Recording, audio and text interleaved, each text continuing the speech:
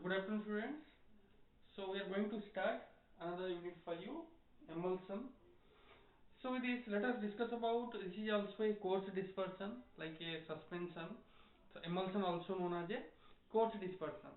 With this emulsion, we will discuss in these two immiscible liquids are dispersed, one phase is dispersed in another phase. So we can define the emulsion is a biphasic liquid dosage form in which one phase is dispersed in another phase by using a suitable emulsifying agent. With this, that means if you are taking a two types of liquids, for example water and oil, both are immiscible with each other, and when we are trying to mix water and oil, then practically it's very difficult, it is impossible. But when by using the emulsifying agent, we can easily disperse it. By using different types of technique, we can disperse it, and with this by using a emulsifying agent, we can stabilize it. So thermodynamically, we can tell the emulsion is a unstable form. So let us discuss about what are the types of emulsions there. So these things already have known previously in different subjects. So let us discuss about shortly about this.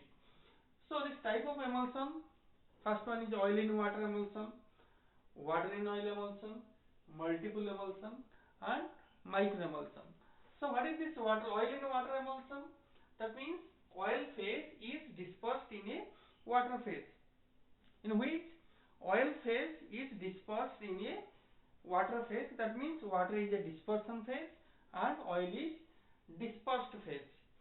So it is there are different types of substances there when we prepare the oil in water. When we need to good absorption, good aqueous solubility of the drugs. In these cases, we are taking oil in water emulsion, and water in oil emulsion means where we need a good better spreadability, like different types of creams, lotions. So this type of things are prepared by using this method, water in oil emulsions. So in water in oil emulsion, what will happen? Water phase is dispersed in oil phase. That means water will be in globules formed inside the continuous phase of oil. Now coming to third one, multiple emulsion. Multiple emulsion means we are taking oil in water phase in oil, water in oil phase in water. So that means two types of emulsions we are taking here. Suppose if we take oil in water in oil, water in oil in water. So this type of emulsion is possible. When we will take this oil in water, first we have to prepare the oil in water emulsion, and that dispersion we have to disperse once again in oil phase. Like this in oil, water in oil emulsion, we have to prepare primary emulsion as a water in oil emulsion, and that dispersion we have to once again disperse in water phase. So practically it's very difficult to prepare this type of emulsions, but still in some cases we need to take prepare the multiple emulsion for the better stabilization, good bioavailability of the drugs. Then coming to the fourth one, micro emulsion. So micro emulsion sometimes we need, which is looking like a normal liquid, normal clear solution, but inside this the globules are present, and which is in very small size, which is not visible in normal eye, and for that we need a microscope to view this type of globules. So this is known as micro emulsion, and the globules are in size of micron size. So that's why it's called as micro emulsion. Now coming to identification of emulsion, there are different types of tests there to prepare to identify this type of emulsions, because in identification is very important step, because in both the emulsion, oil in water or water in oil, we are taking both the phases. We are taking oil phase and water phase in both the emulsions. So that's why which emulsion is prepared, what is the final emulsion, to know that we are going for identification test. So for that, first one, dilution test. Dilution test means we have to dilute the continuous phase. That means suppose we are having oil in water emulsion. That means when we'll add this emulsion in water,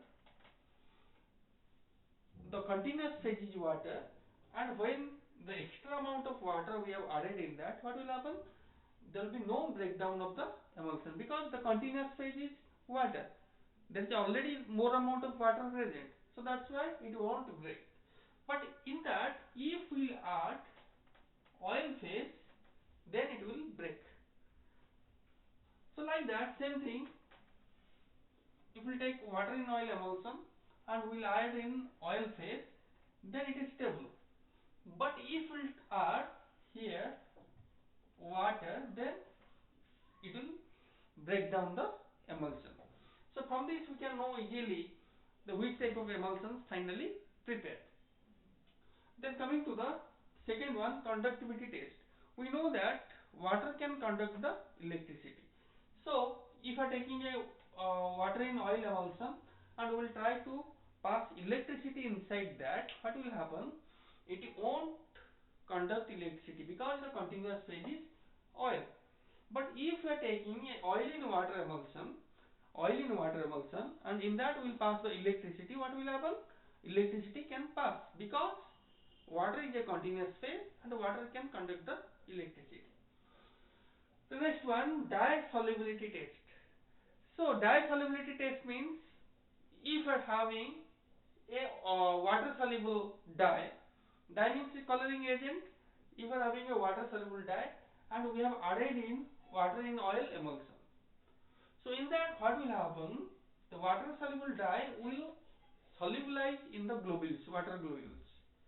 So we'll see spots, coloring spots inside the emulsion. So from that we will find that it is a water in oil emulsion.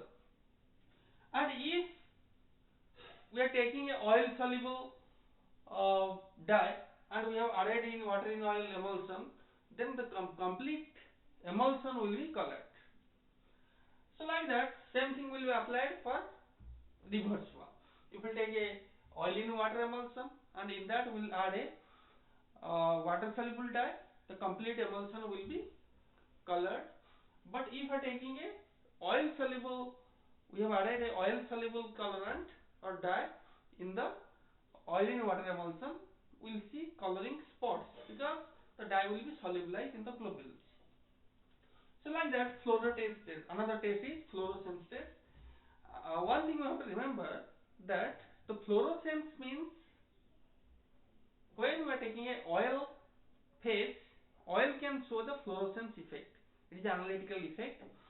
When we pass the UV light in that, it will give fluorescence light. Generally, oily substances will give the fluorescence light.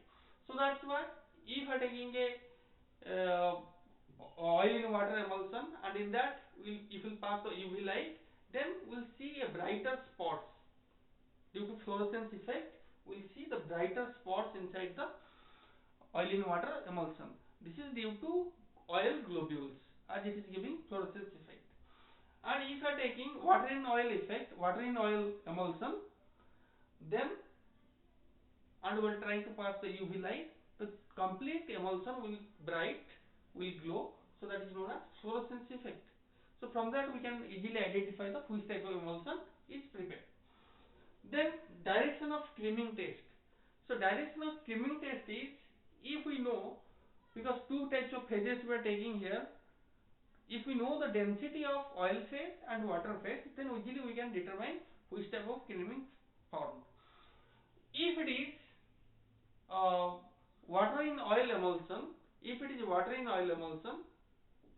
then water globules will go downwards due to its density, because the skimming will be towards downwards, because water is having more density than the oil. If it is oil in water emulsion, then oil globules will go upward direction. The skimming will be towards upward direction.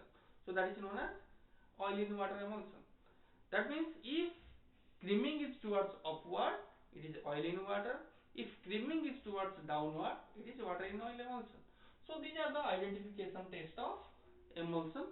So in the next class we will discuss about theories of emulsion and other things about emulsion. Thank you.